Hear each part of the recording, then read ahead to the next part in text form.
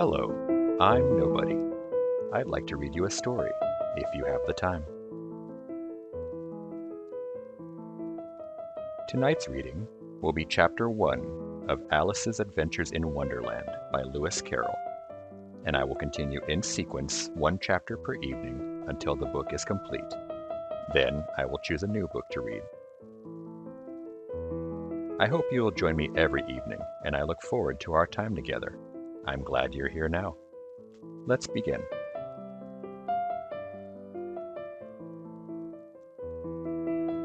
Alice's Adventures in Wonderland by Lewis Carroll.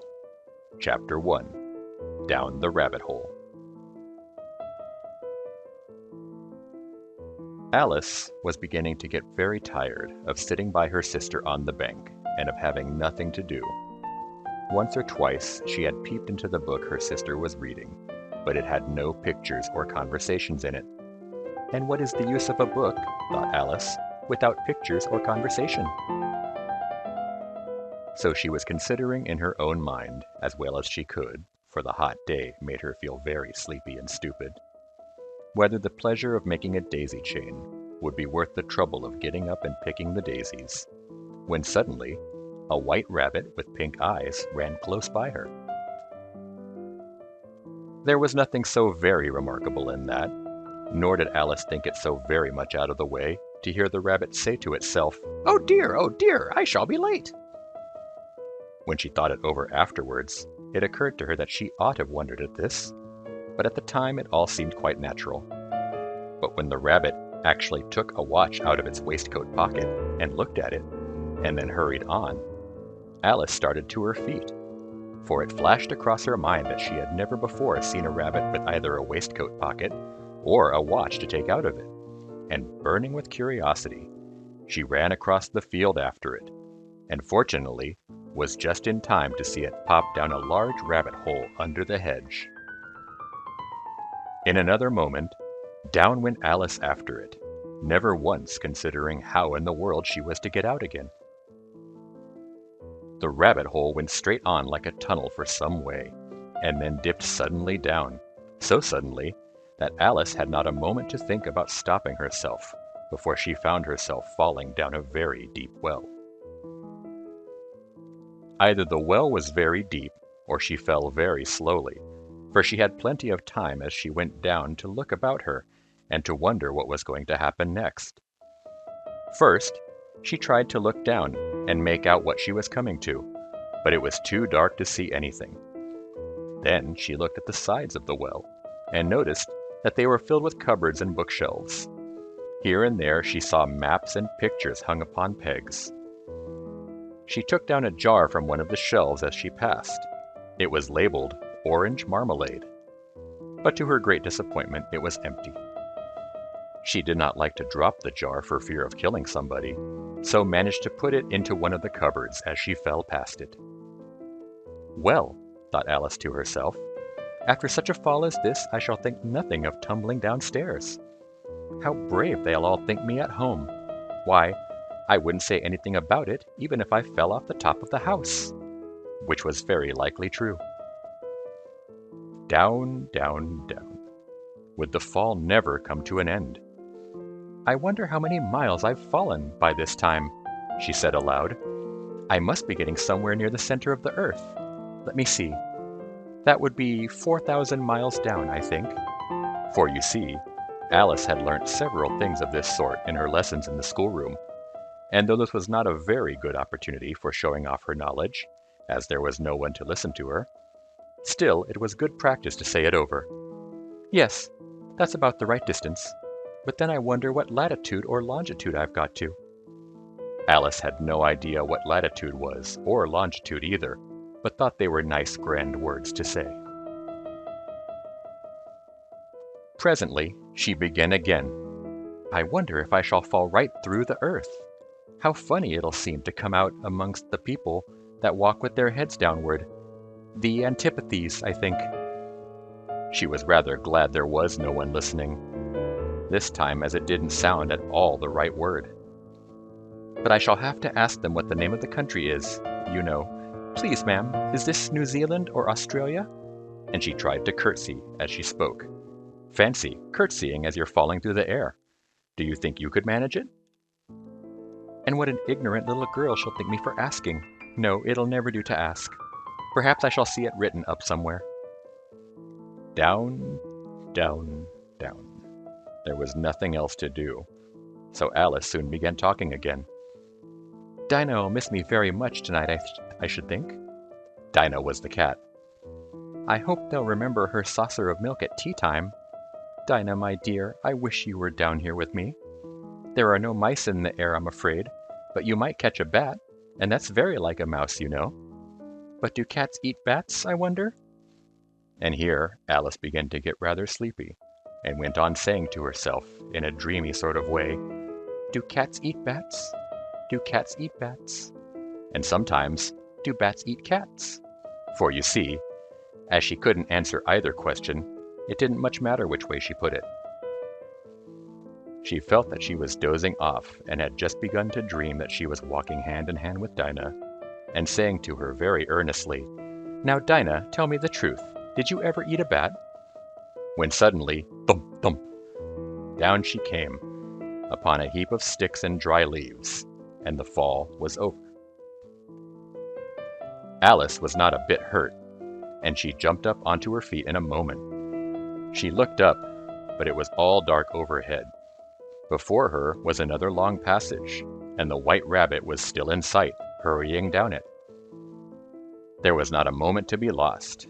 Away went Alice like the wind, and was just in time to hear it say, as it turned a corner, Oh, my ears and whiskers, how late it's getting! She was close behind it when she turned the corner, but the rabbit was no longer to be seen. She found herself in a long, low hall, which was lit up by a row of lamps hanging from the roof.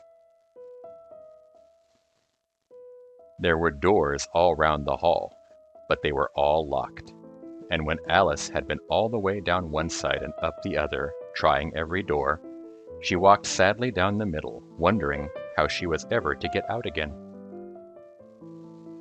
Suddenly, she came upon a little three-legged table, all made of solid glass. There was nothing on it except a tiny golden key, and Alice's first thought was that it might belong to one of the doors of the hall. But alas, either the locks were too large or the key was too small, but at any rate it would not open any of them. However, on the second time round, she came upon a low curtain she had not noticed before, and behind it was a little door about 15 inches high. She tried the little golden key in the lock, and to her great delight, it fitted.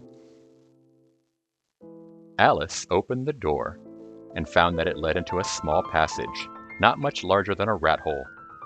She knelt down and looked along the passage into the loveliest garden you ever saw. How she longed to get out of that dark hall and wander about among those beds of bright flowers and those cool fountains. But she could not even get her head through the doorway. And even if my head would go through, thought poor Alice, it would be of very little use without my shoulders.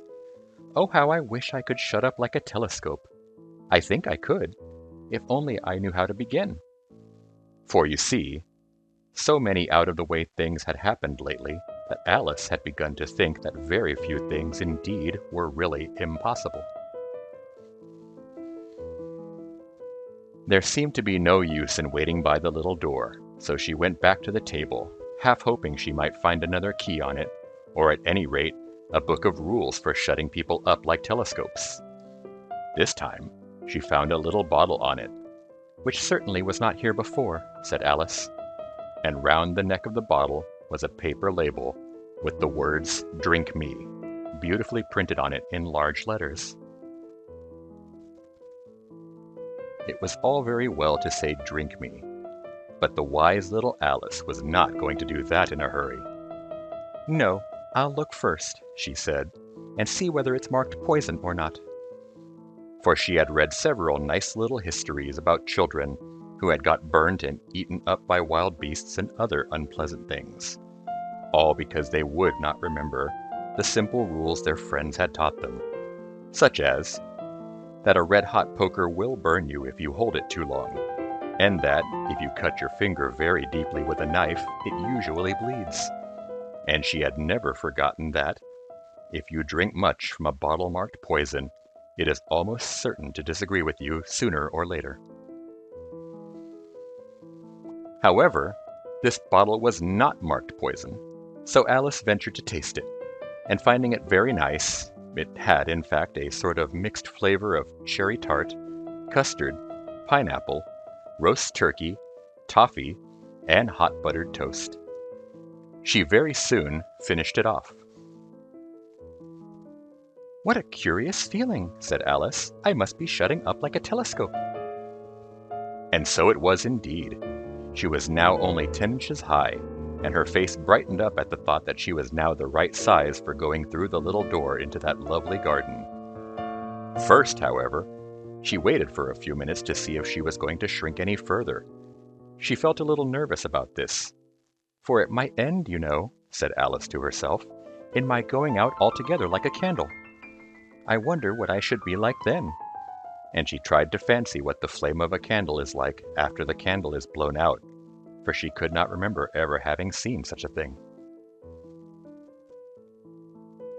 After a while, finding that nothing more happened, she decided on going into the garden at once.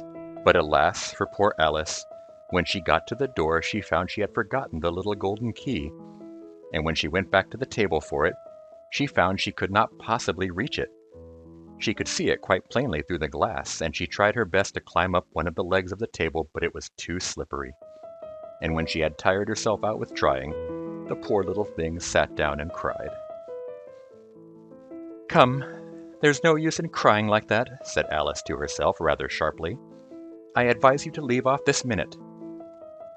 She generally gave herself very good advice, though she very seldom followed it. And sometimes she scolded herself so severely as to bring tears into her eyes. And once, she remembered trying to box her own ears for having cheated herself in a game of croquet she was playing against herself. For this curious child was very fond of pretending to be two people. "But it's no use now," thought poor Alice, "to pretend to be two people. Why, there's hardly enough of me left to make one respectable person." Soon her eye fell on a little glass box that was lying under the table.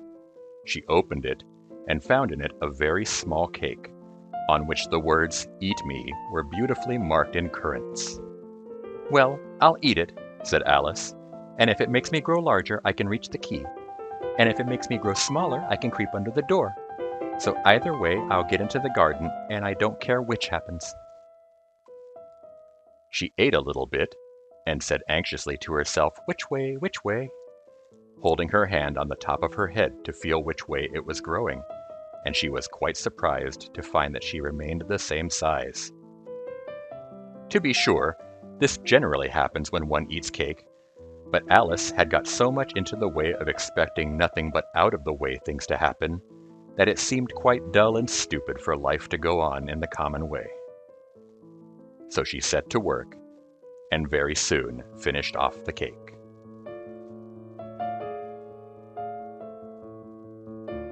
This concludes tonight's reading.